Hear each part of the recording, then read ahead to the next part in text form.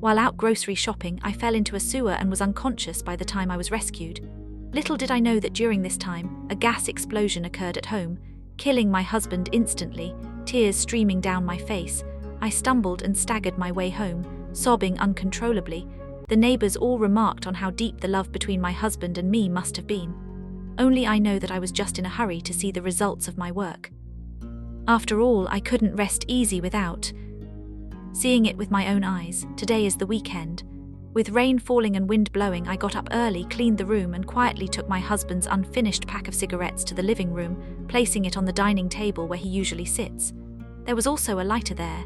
Then take the ribs out of the fridge, wash them, blanch them in boiling water, and then put them into a preheated clay pot. Bring to a boil over high heat, then reduce to a simmer and cook slowly. My home is in an old residential area over 20 years old, about 60 square meters with 2 bedrooms, and it's about to be demolished. Due to the poor environment, many people have already moved out. In our building, we're the only household left. The neighborhood hasn't installed natural gas yet, still relying on those very old gas cylinders.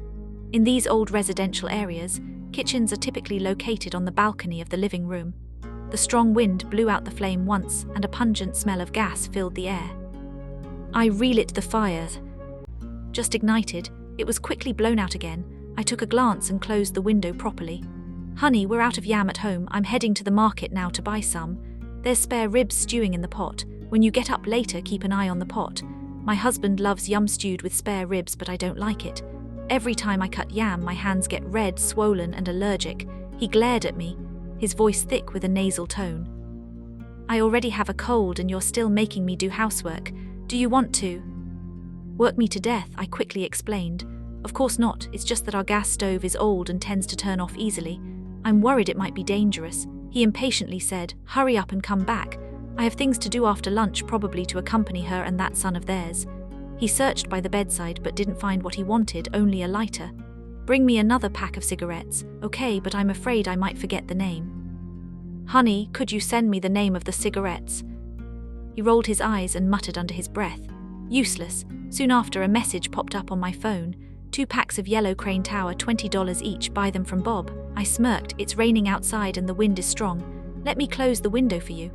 I closed all the windows in the house, but left the bedroom door open before going out.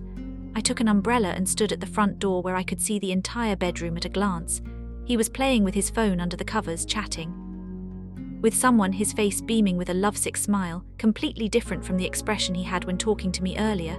I thought to myself, goodbye forever, my husband. I held an umbrella and walked for 10 minutes to the vegetable market where I bought some yam. I often buy from this vendor, and the owner is quite talkative. We chatted for a while.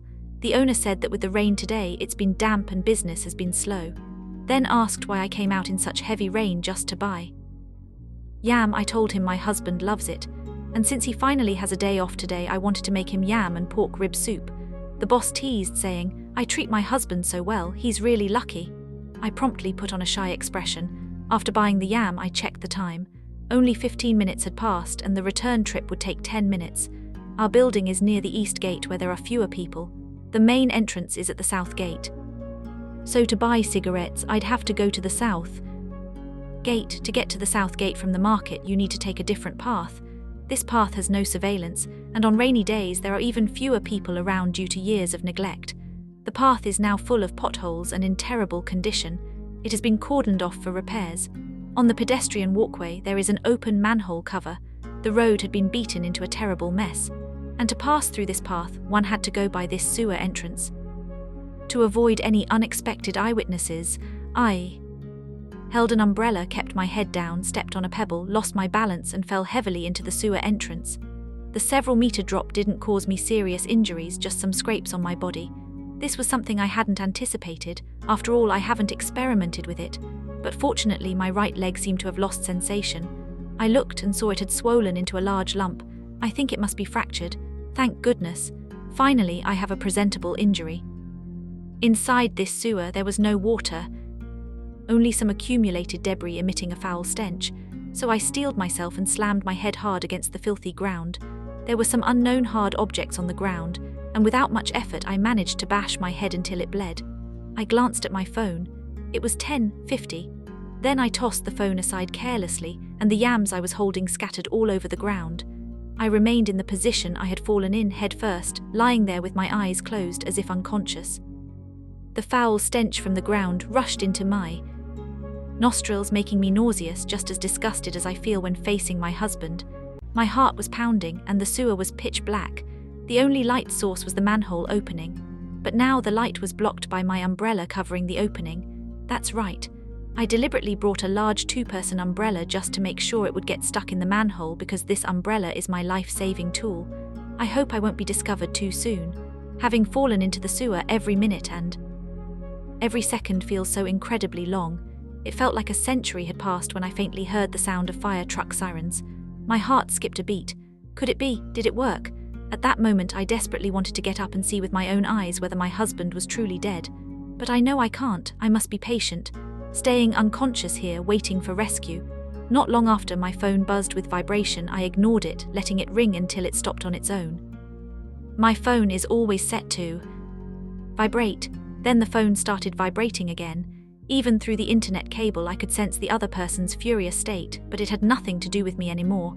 After all, I was still unconscious. How could someone in a coma possibly answer the phone? After what felt like an eternity, I heard voices followed by someone shouting. Someone fell into the sewer. I was saved. I was dazed and confused as I was lifted onto a stretcher, loaded into an ambulance and taken to the hospital. My leg was put in a cast, my head wrapped in bandages, and info needle was inserted into the back of my left hand. The nurse handed me my phone, looking at me with a sympathetic expression. You were unconscious earlier and your phone kept ringing non-stop. Hundreds of missed calls. We answered it. And it was your mother-in-law. I've already explained your situation to her. She should be here soon, I said gratefully. Thank you. How long will this take? My husband is waiting for me to bring back the yam to stew with ribs. The nurse looked at me with even more pity. There's still an hour left. You have a fractured leg and a concussion.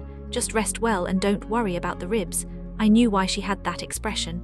As soon as the call connected, my dear mother-in-law must have started scolding me harshly. She probably even mentioned something about my husband's accident, but the nurse couldn't bear to tell me because of my injuries. I really want to know how things turned out. After all, I went to such great lengths and ended up in this miserable state. If it wasn't successful, I'd curse the heavens. Soon enough, I learned the answer I had been anxiously waiting for. My mother-in-law ignored the nurse's attempts to stop her and barged straight in, slapping me hard across the face twice. Instantly, my face swelled up. Blood trickled from the corner of my mouth. My head spun dizzily and the wound on my forehead began to bleed again. That old woman still hits as viciously as ever. Stunned by the blows, I cried out, "Mom," and then burst into tears. Overwhelmed with a vicious and malicious mother-in-law and a meek, bullied daughter-in-law were instantly revealed before the patients and nurses. She was stopped and couldn't hit me anymore, so she started cursing loudly. "You jinx! Shameless a circumflex, you killed my son, I'll kill you. Why did you go out, leaving my son alone at home? You a circumflex, now he's dead.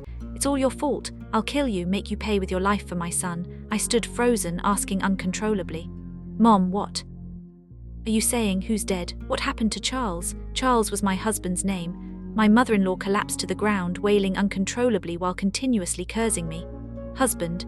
I pulled the needle from the back of my hand and tried to get up, but because of the cast on my leg, I fell right in front of my mother-in-law.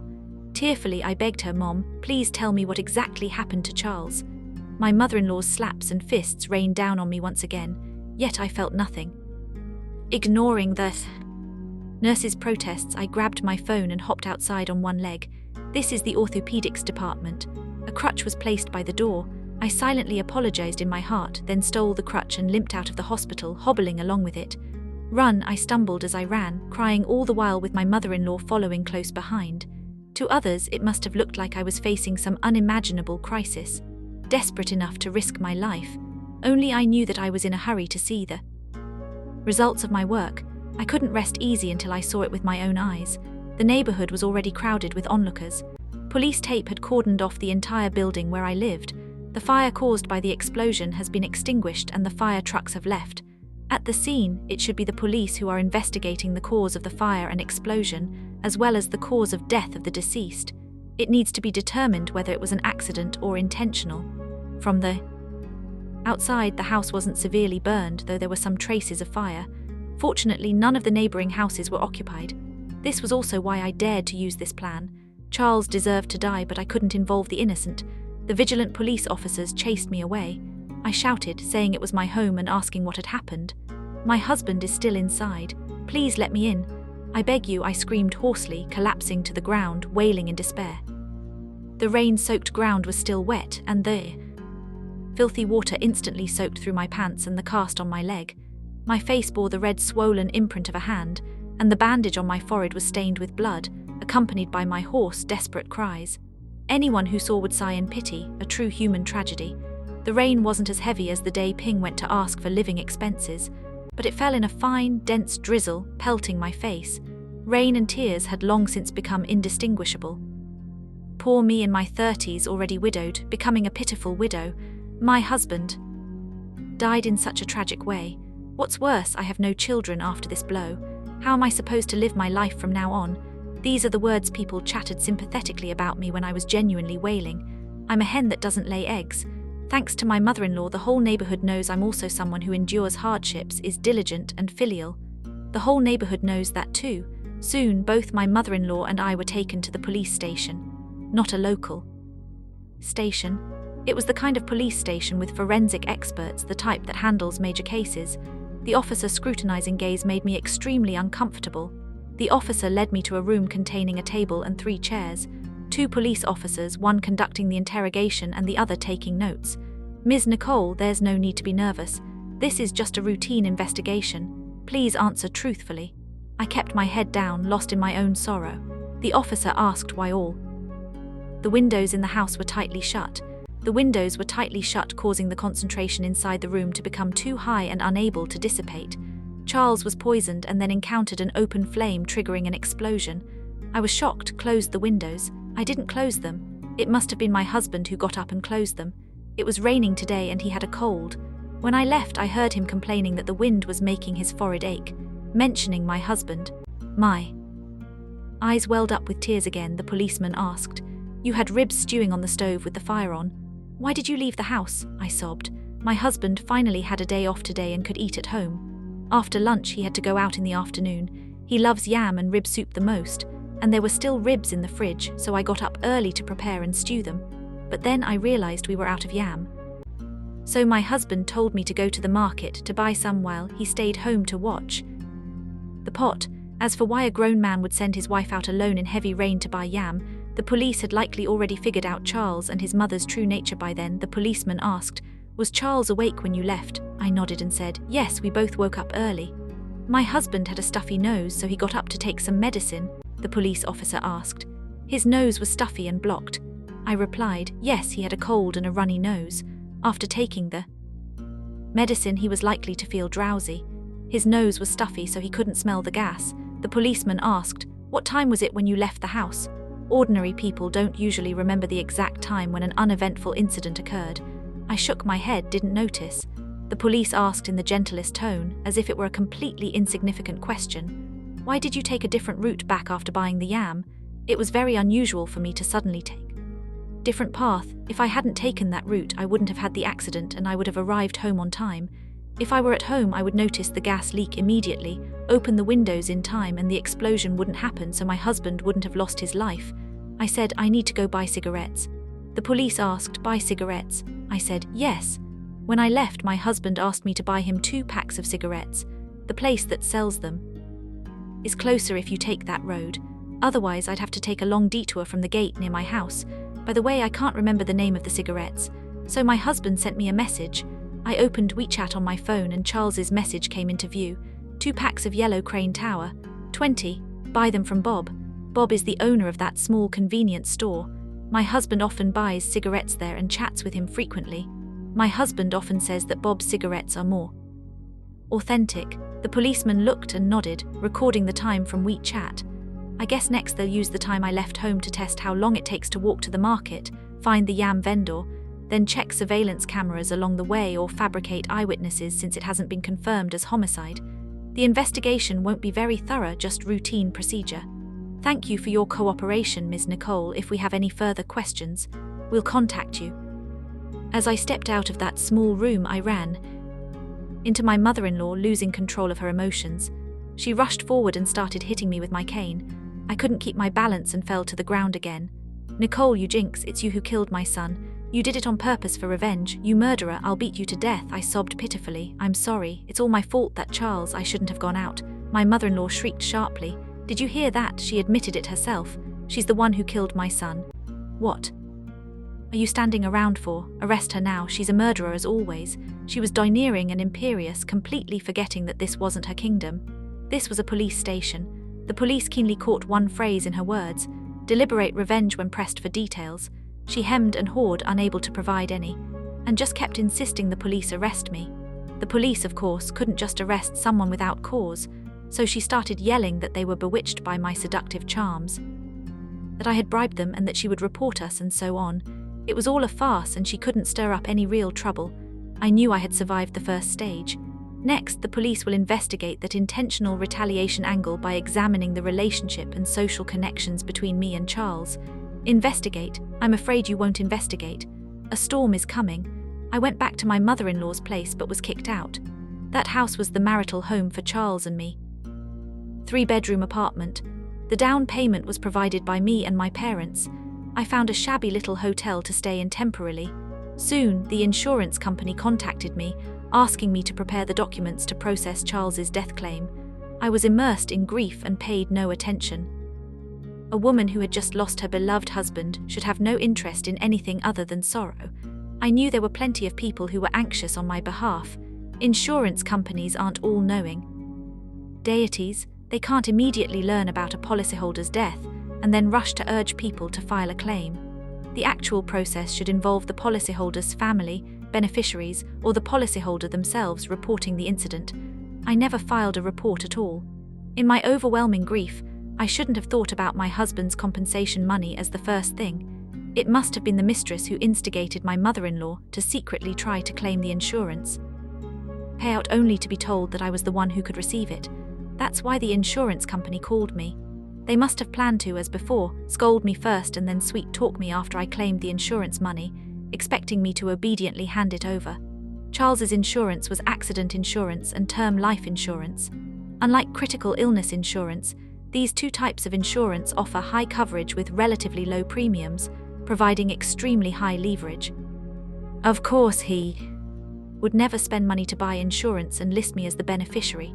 From the very beginning, these two insurance policies were meant to use my life in exchange for a lifetime of wealth and luxury for their family of 3, plus his mother.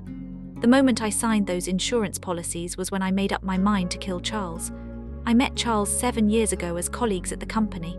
He was strikingly handsome, kind to everyone, and highly regarded by our co-workers. But in this materialistic world, he had one fatal flaw. His family was from the countryside with a widowed mother, utterly destitute, no car, no home in the big city. Sorry, this isn't meant to disparage rural folks. The countryside shouldn't take the blame. Even for locals, buying a home would drain every last penny of their family's savings. And his family background made buying a home and settling down in our city nothing short of a pipe dream. He attended an ordinary university, had average abilities, came from a poor family. Everything about him was mediocre. Unless a miracle happened, his life would just continue to be ordinary and stumbling along. Girls in big cities, especially those in our company, interact with high-end businessmen and naturally have high standards. Even though Charles was indeed good-looking once they saw his circumstances, the girls still kept their distance. I'm a local and my family is just an ordinary working-class household, but we do own property, 2 properties to be exact. One is where my parents live. Other is this old house. It used to belong to my grandparents. After my grandparents passed away, my parents inherited this house, but the house was too old, and my parents had already bought another place early on, so the old house remained vacant. At the company, I'm just an ordinary little employee, the kind you wouldn't notice in a crowd. Naturally, the two of us ordinary people gradually came together. Charles is a very warm person and treats me very well. After dating for 3 years, we naturally got married. Charles's family circumstances weren't good, so my parents didn't ask for a dowry and were genuinely satisfied with this son-in-law. They helped me gather some money, which combined with my savings allowed us to pay the down payment for a small 3-bedroom apartment. To avoid letting the mortgage affect our quality of life, we paid 70% of the total price as the down payment. The house is registered under both our names. Our married life was sweet and blissful. Every day I cooked, washed dishes, cleaned, and did household chores just like a traditional woman would, supporting my husband and raising children. Wait, no, I don't have any children. 3 years into our marriage, when I got pregnant, Charles suggested bringing his mother to the city to take care of me. I agreed, never imagining it would be the beginning of my nightmare. Actually, at first, my mother-in-law treated me quite well. She would ask me every day what I wanted to eat and cook for me, saying we mustn't let her precious grandchild go hungry. When I went for a walk, she would come to support me, saying, "Don't tire out my precious grandchild. Grandchild, grandchild." I assumed she meant both grandson and granddaughter. At first, I didn't take it seriously. Everyone in the neighborhood praised me for being blessed to have such a wonderful mother-in-law. One day, my mother-in-law handed me another sour, barely edible orange, saying her grandson would surely love it. So I joked, "Mom, how do you know it's a grandson? What if it's a granddaughter?" Little did I know, she immediately flew into a rage. Women are meant to bear sons. She only has one son, Charles, and if she doesn't have a son, their family line will be cut off. A woman who can't bear sons is like a hen that doesn't lay eggs. I was shocked. I never expected my mother-in-law, who had always been so kind to me, to hold such feudalistic views. That evening I told Charles about it, but to my surprise, he shared the same opinion. He kept saying how his mother had struggled to raise him all by herself and so on. After much coaxing, I didn't dwell on it further. Elderly people often hold such views, and the child in my belly, whether a boy or a girl, would still bear the he family name. Surely they wouldn't reject the baby if it were a girl, right? I had severely underestimated the depths of human malice. When I was 5 months pregnant, Charles took me for a prenatal checkup, and my mother-in-law came along, but that day they were acting mysteriously. After returning from the hospital, my mother-in-law's attitude toward me did a complete 180 circumflex degrees turn. She abandoned her previous attentiveness, scowling at me all day, ordering me around, and cursing me as useless, a jinx, accusing me of bringing ruin to the Harris family by failing to produce an heir, calling me a barren hen and the like. I suspect that day they must have used some method to find out the baby's gender, until under their torment I had an accident and lost the baby, who was over 5 months along. I can never be a mother again. I accidentally slipped, fell down the stairs and lost consciousness. The baby was deprived of oxygen. The heartbeat stopped and I had to undergo an induced abortion, but I suffered massive bleeding which damaged my uterus, and I nearly had to have a hysterectomy lying in the hospital bed. Just after surgery, with the anesthesia still wearing off, I faintly heard 2 people talking. "It's the mother-in-law." And Charles, the mother-in-law, said, "How was I supposed to know she was carrying a boy? If I had known, I would never have spilled oil on the stairs, causing my precious grandson to be lost. It's all that doctor's fault. And this wretched woman, so useless she couldn't even keep a child," Charles said. "Mom, keep your voice down, stop talking." The mother-in-law said, "What's there to be afraid of? This jinx is now a barren hen. You should divorce her right away and find someone better so I can have a grandson soon." Charles said, "Mom, there's no rush for this matter." The mother-in-law said, "What, do you want to stay with this jinx for the rest of your life?" Charles said, "Of course not, Mom. Think about it. If we divorce, she'll get half of the house and she has 2 more properties in her family. It's just not worth it." Upon hearing about the property division, the mother-in-law immediately became anxious and said she would leave everything to her son's decision. My mind went blank. I couldn't believe what I was hearing. I slipped because my mother-in-law deliberately spilled oil at the top of the stairs, resenting that I was carrying a girl. I lost my baby. My body is broken and I can never be a mother again. And Charles, my husband of 3 years who shared my bed, let his mother harm our child.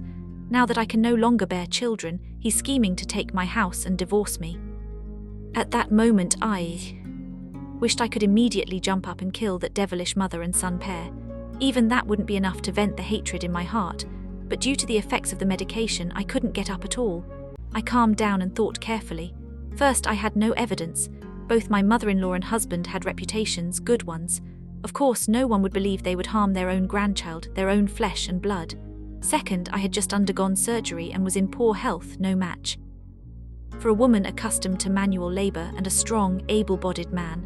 Third, if I killed or injured them, I would end up in prison, dragging my parents down with me. My parents have lived honest lives their entire time. They absolutely cannot have a murderer for a daughter, tarnishing their reputation.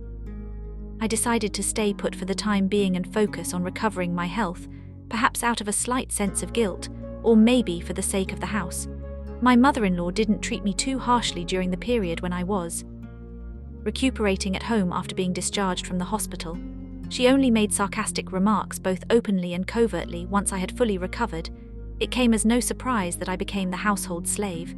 Charles was coming home later and later. I often smelled perfume on him and saw lipstick stains on his clothes. I frequently took the opportunity while grocery shopping to follow and investigate him. Soon I found his mistress, a woman so beautiful she was almost bewitching. Her belly was already quite large and her mother-in-law had been walking with a spring in her step lately, humming little tunes at any moment. It seems they had already gone for a checkup. It's a boy. I secretly placed a voice recorder and a surveillance camera at home. Every night after they fell asleep, I would quietly listen and watch as they discussed how to make me leave with nothing. They had many plans. First, they would spend money to hire someone to seduce me, then set me up to be caught in the act. My parents are honest people who care about their reputation, so they could use this to threaten me into leaving with nothing, even taking a chunk out of my parents' savings. Second, selling me off on TV. There are many cases of human traffickers abducting and selling women, but they thought that a missing person would take 2 years to be automatically divorced, and my parents would definitely report me missing to the police, making the risk too high. So they ruled it out. Third, poisoning me with a slow-acting toxin to ruin my health. But I'm not a fool. If I felt unwell, I'd go to the hospital for a checkup. If it turned out to be poisoning, I'd definitely report it to the police and they'd trace it back to them. Moreover, nowadays all toxic substances are strictly controlled. Unless you're part of a special group, it's nearly impossible to obtain poison. So they ruled that out too. Fourth, let me die unexpectedly. As long as I'm dead, he becomes a pitiful young man with a house and a car who lost his wife, and he's good looking. 2, a man without any baggage. But if I die, my parents would also be entitled to a share of my assets, and they wouldn't want to give any money to my parents unless the benefits my death brings him far outweigh the portion that would go to my parents, murdering a wife for insurance fraud. Nowadays, people have a strong awareness of insurance. They buy education insurance for their children to ensure there's a fund for their schooling.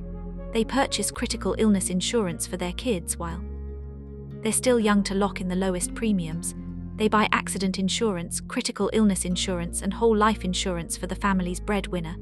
After all, who knows whether tomorrow or an accident will come first? A responsible family member should have all necessary insurance coverage in place. What if one day an accident happens?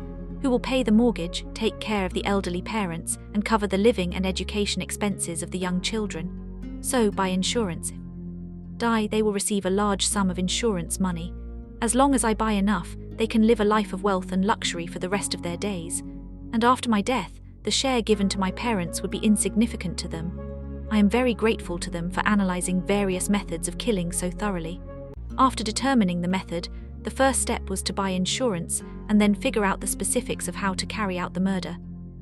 Charles found an insurance agent and inquired in detail about which type of insurance would cost less but yield a higher payout. I underwent surgery, so critical illness insurance was definitely out of the question due to the exclusion clauses. Although there was a death benefit, there was also a waiting period of 90 days. This duration is too long for them. Moreover, no compensation is provided during the waiting period. Most importantly, the cost is high while the coverage amount is low. The coverage amount refers to the final compensation sum. The most suitable options are accident insurance and term life insurance.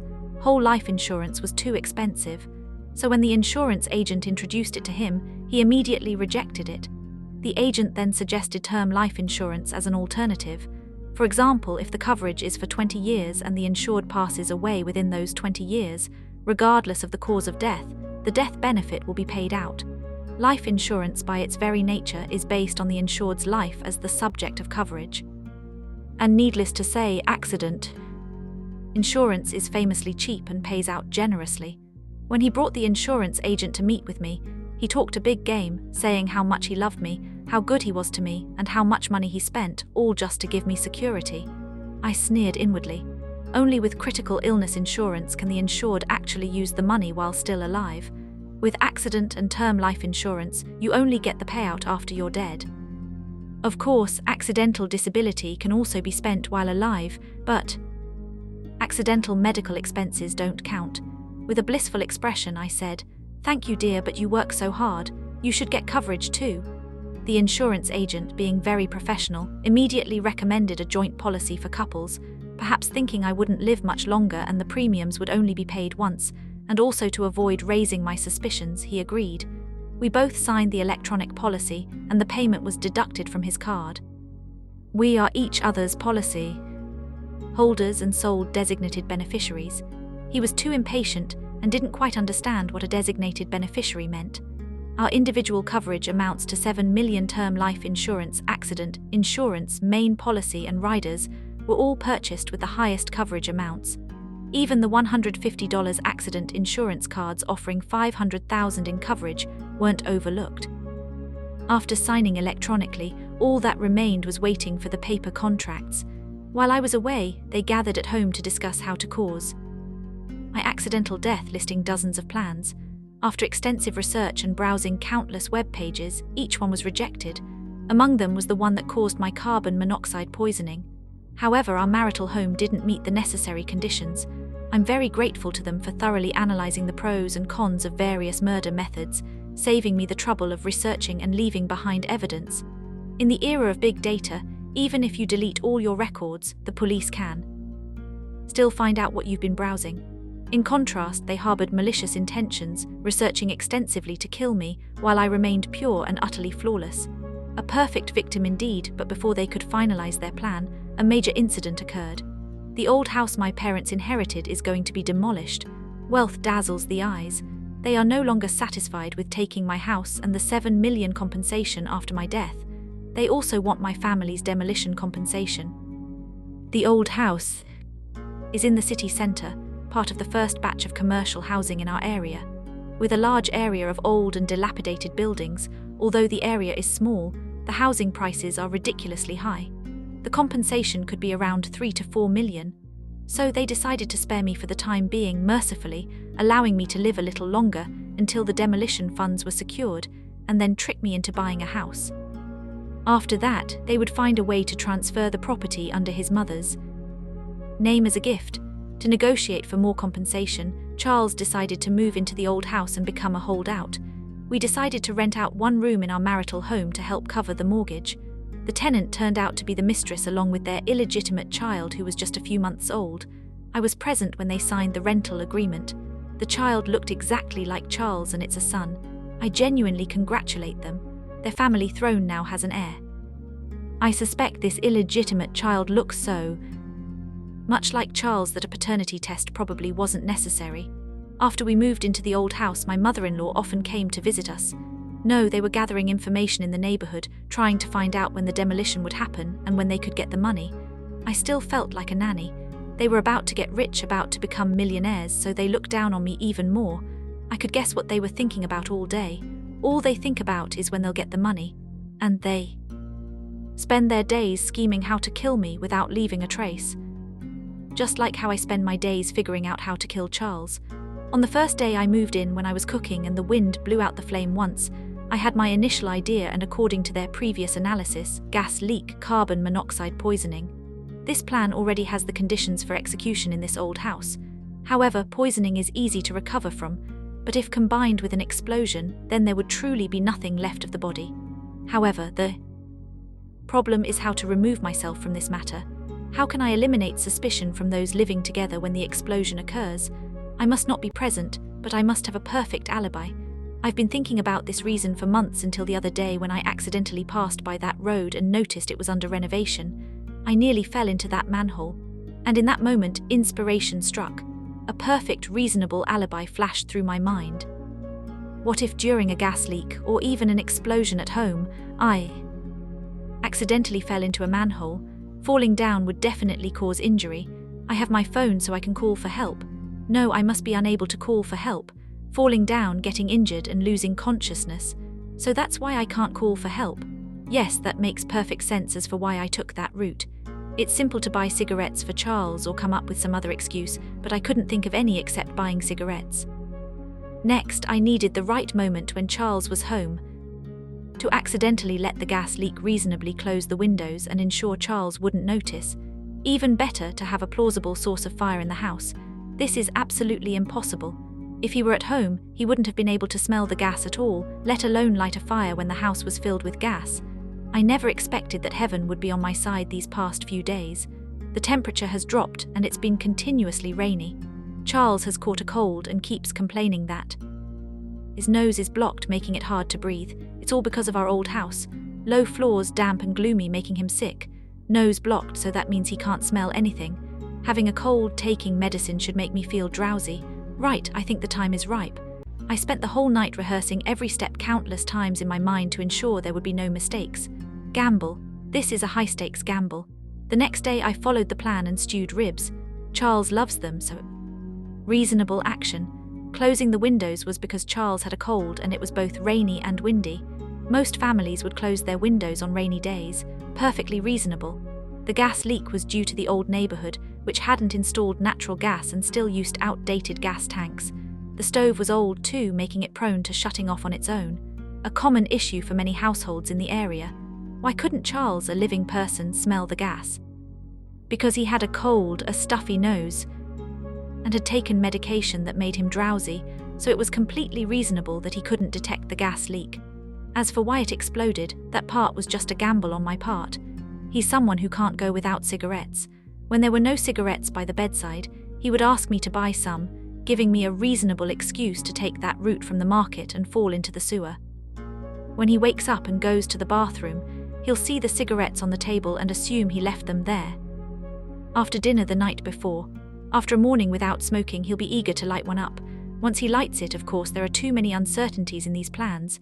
Uncertain whether Charles will sleep, uncertain when he might wake up, uncertain if he will smell the gas, uncertain whether the concentration of the leak is enough to kill him, uncertain if he will get up, uncertain if he will see the cigarette on the table, pick up the lighter.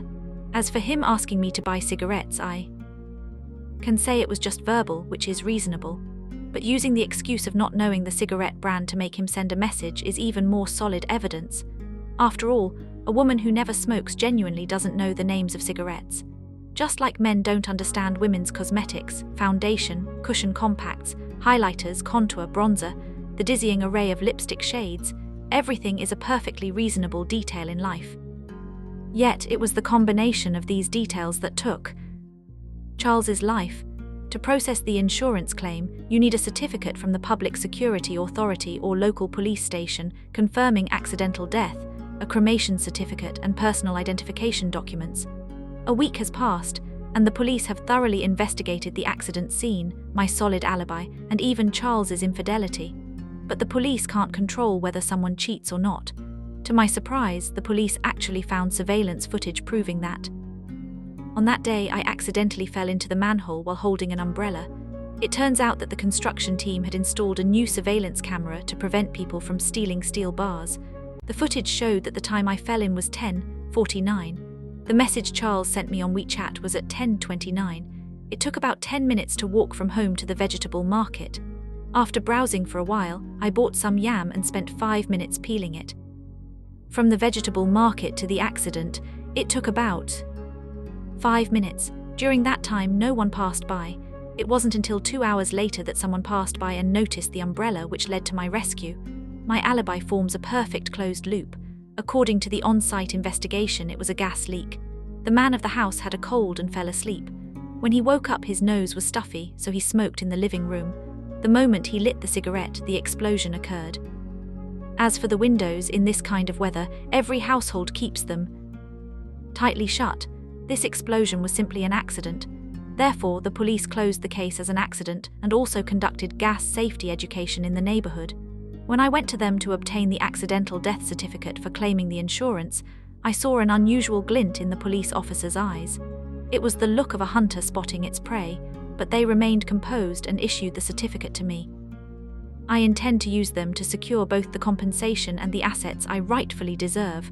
After all, there's been no movement from my ex-mother-in-law's side yet, and Charles's and my assets haven't been divided. Right now, it's just the calm before the storm to prevent them from acting out of desperation and to ensure my personal safety. Having the police monitor me is actually a form of indirect protection. Even if I didn't do this, the insurance payout would soon come to light and I'd still be under suspicion. Might as well be open about it. As expected, the police found the insurance agent. Through investigation, it was revealed that Charles was the one who wanted to buy the insurance, repeatedly inquired about the details of death benefits, and requested the agent to prepare a proposal with the highest coverage. The WeChat conversations between the insurance agent and Charles were crystal clear. As for me, I was just momentarily moved that day and asked my husband to purchase the same insurance. A fair, illegitimate child massive insurance policy. The police smelled a whiff of conspiracy. It was a conspiracy against me. They re-examined Charles's partially intact phone after professional data recovery. They found records of a year-long plan to murder his wife, various methods of killing researched and how to maximize insurance payouts, but they hadn't acted yet, so the law couldn't touch them. However, the police began to suspect that I had figured out their intentions and retaliated.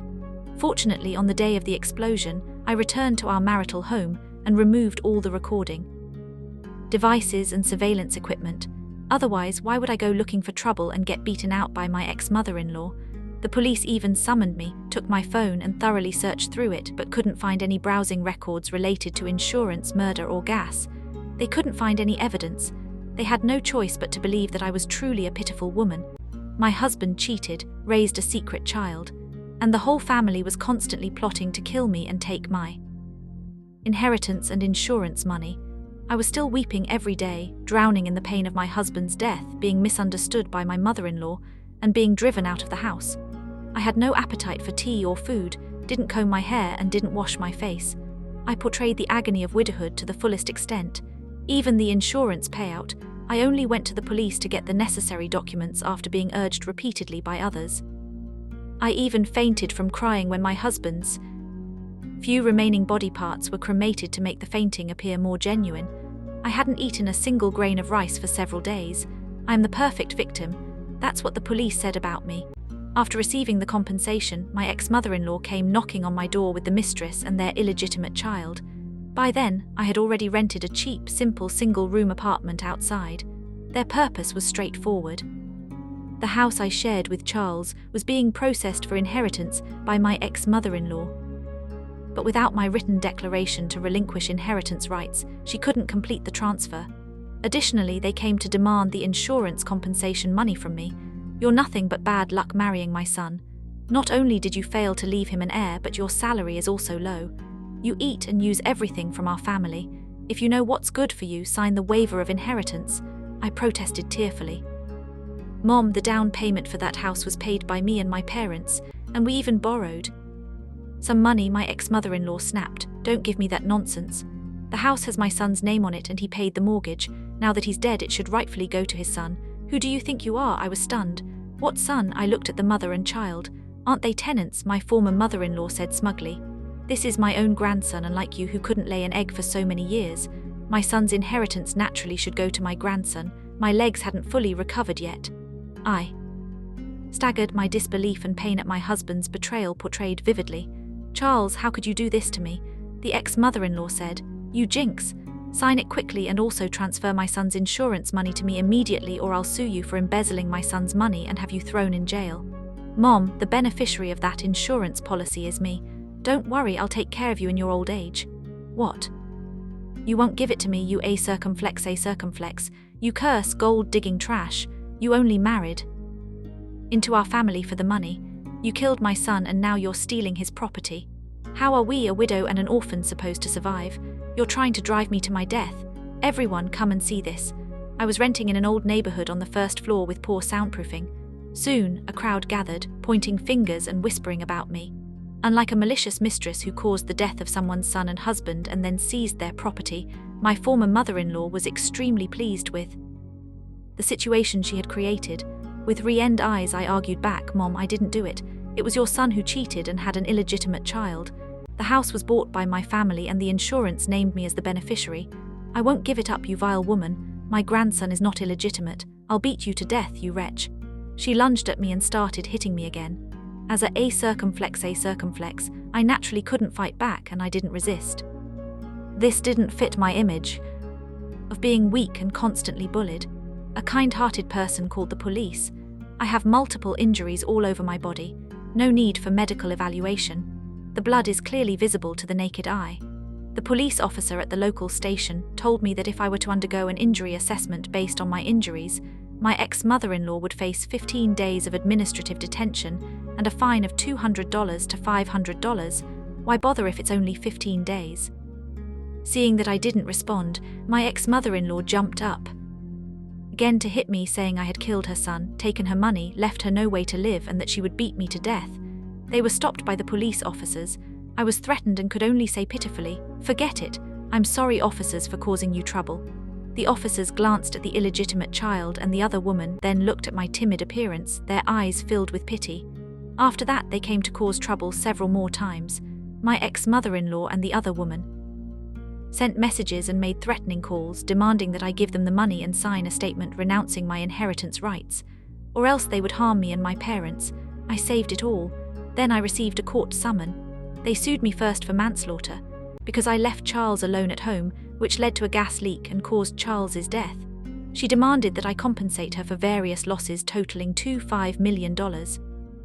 The officers who initially investigated the scene and determined the cause of Charles's death testified in court and submitted evidence proving that Charles's death was accidental. I had no motive, means, or opportunity to commit murder. The ex-mother-in-law lost the lawsuit. Second, she accused me of embezzling Charles's inheritance. I provided evidence of my parents' financial contribution to the house purchase at the time, my personal financial contribution, as well as the purchase contract, loan agreement, and the detailed property information printed by the housing authority. The property deed was held by the ex-mother-in-law. This proved that the property owners were me and Charles, and the down payment was part of my premarital assets. At the same time, I submitted my rental contract and the mistress's rental contract, proving that I was not living in my own home, but had been forced out and was living alone elsewhere.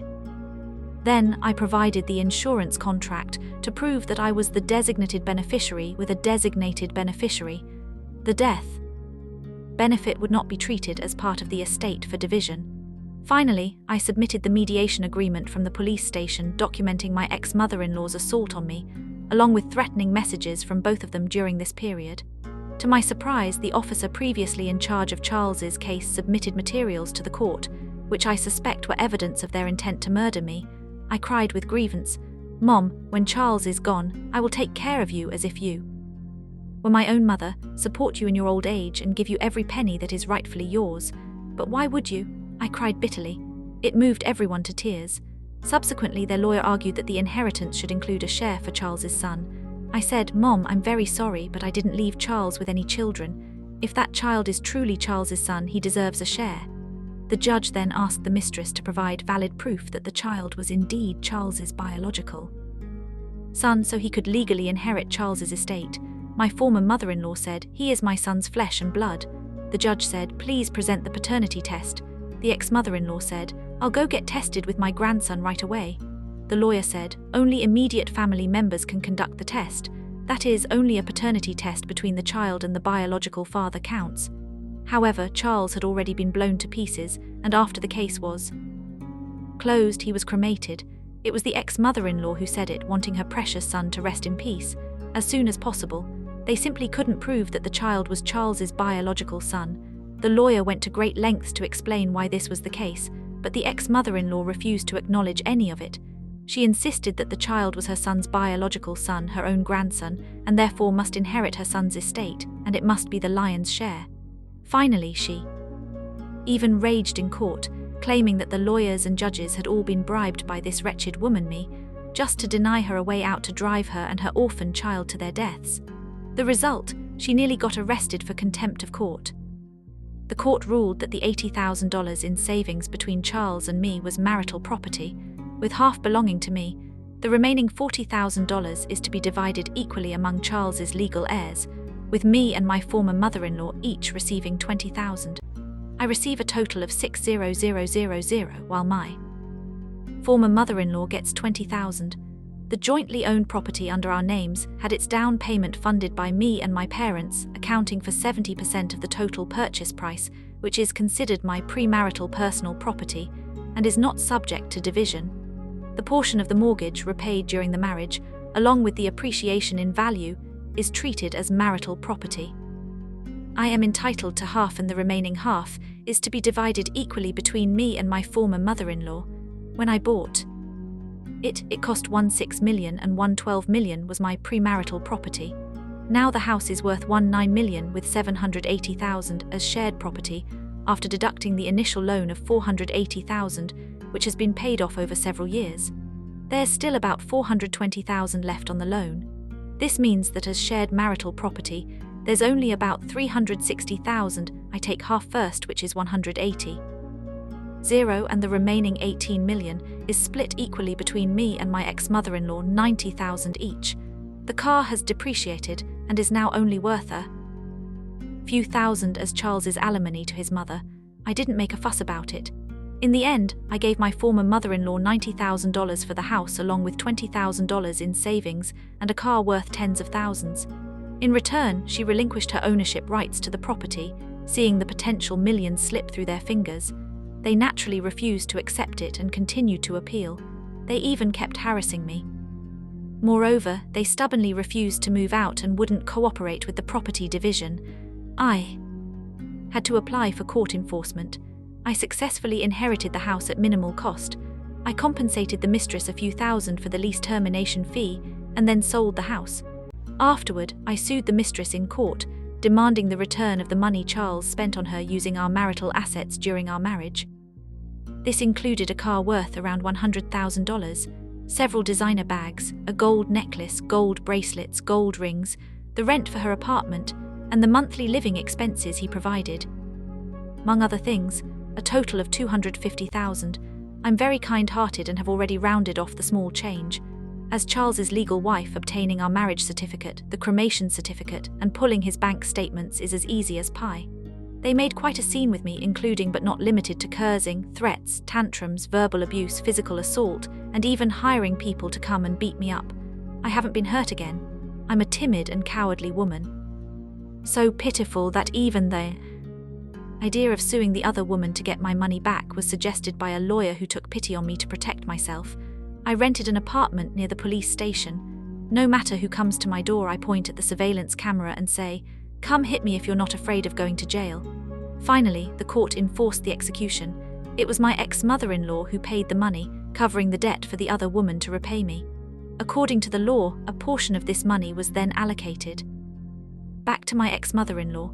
In the end, they were left with nothing. The mistress's prime youth couldn't possibly be wasted on the Harris family, so she stole her ex-mother-in-law's money, abandoned her child, and ran away. Later, the ex-mother-in-law came to me holding the child. She said I could no longer bear children, so she would give me Charles's child to raise as my own son, the mistress. Otherwise, with all my wealth, there would be no one to inherit it in the future. I gave her $200 like handing out to a beggar. She started cursing me endlessly again. I noticed she had lost a lot of weight, aged considerably, and looked utterly exhausted. The second half of my life will probably be quite miserable. I didn't report her for causing my miscarriage and lifelong infertility. First, there's no evidence. Second, if she were imprisoned, she'd have food and shelter every day, regular outdoor time, human rights, and could even operate a sewing machine. How comfortable that would be. She must be out there at her age, working hard to support the crown prince of her family until death. The neighbors all praise me for being generous, even giving red envelopes to the mistress's child. If it were them, not driving them out would be considered good enough. I sighed. Sigh, the child is innocent. The neighbors said with frustration, "You're good in every way, but your kindness is your weakness. The kind always get bullied." The compensation method and amount for my old house were finalized, totaling over $4 million plus $7 million in insurance money and over $1 million from selling the house. Altogether, my family now has over $10 million. I bought several properties for my parents to rent out and appreciate in value while also putting some into fixed-term savings. Then I moved to a new place and continued living an ordinary life. From beginning to end, I remained that kind, even weak and pitiful woman. Anyone who speaks of my story would agree that I am the victim, bullied by the Harris family, betrayed by my husband, tormented by a malicious mother-in-law, and having the other woman come to my door to seize my property. Still young yet unable to bear children and already widowed, I am the perfect victim. Flawless, that's all the story. What do you think of this story? Share with me in the comments section. What would you do if you were in this situation? Looking forward to hearing from you. If you like this story, don't forget to like it, share it, and subscribe to my channel. See you next time.